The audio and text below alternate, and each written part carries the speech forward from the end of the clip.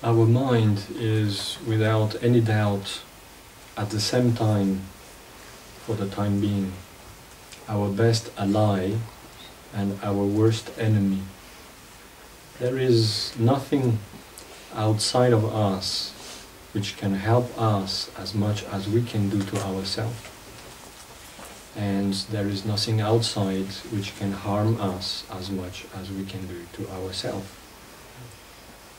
So we have to be always aware of what we are thinking, since it is also the root for what we are saying and for what we are doing. By making ourselves able to express a better control upon our mind, controlling our thoughts, emotions, we have also the possibility to follow much better our motivation,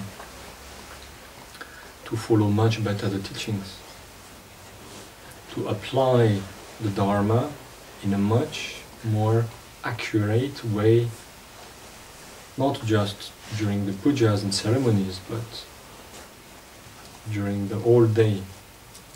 This awareness also allows us to come back to the essential, to what is the most important in our life, not to get lost into vain and futile consideration of this society, getting caught in trends and fashion, in makeup and special shoes and special car and special houses and special this and special that, where our mind gets lost and lose a lot of time if we consider what we can do, what we could do, instead of giving into so much non-important situations, non-important thoughts, non-important consideration. Awareness allows that. We can see more clearly what matters from what does not matter. But at the same time, don't get me wrong, it doesn't mean that we all have to escape in a cave with tiger skin on the shoulder and sitting on sheep skin on the floor.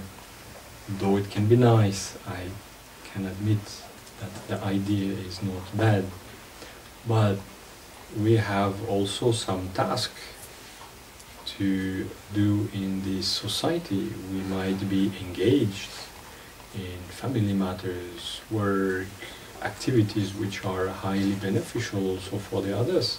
So we cannot just escape that, all this.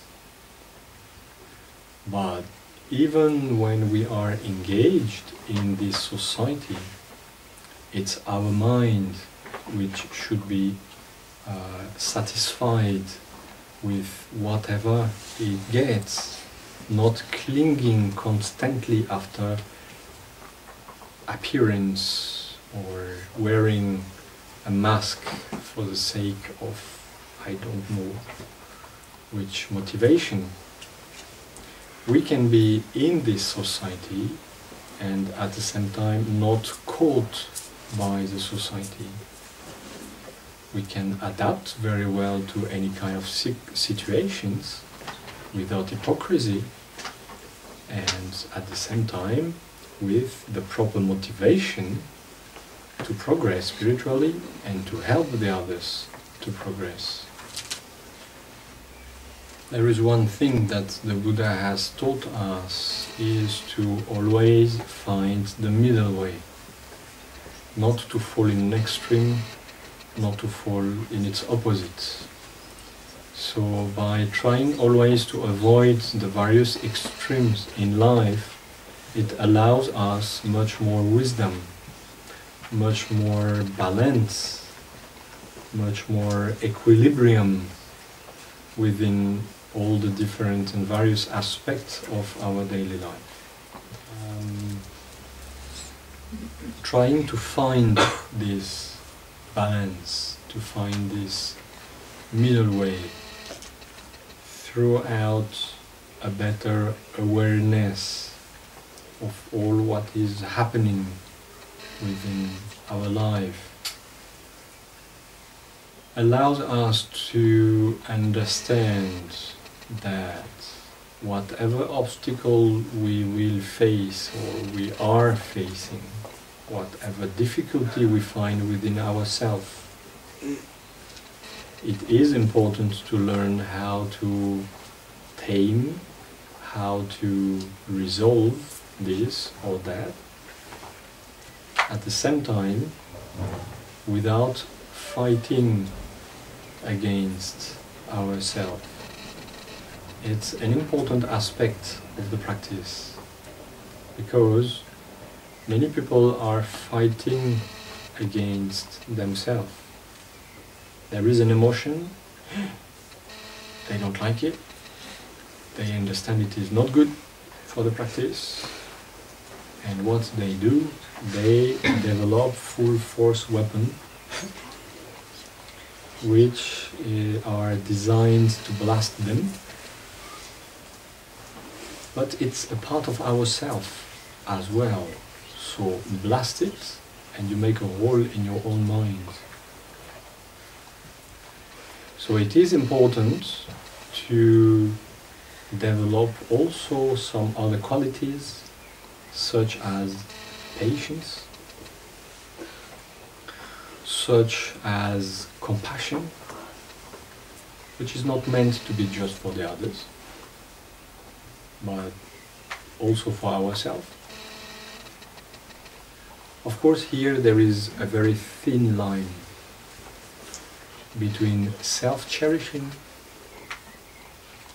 and being patient or compassionate for ourselves. This requires, once again, awareness. To become aware when we fall in this laziness, self-cherishing, self-pitying, and when we are actually working on maintaining a constancy within our practice without to force too much our own mind.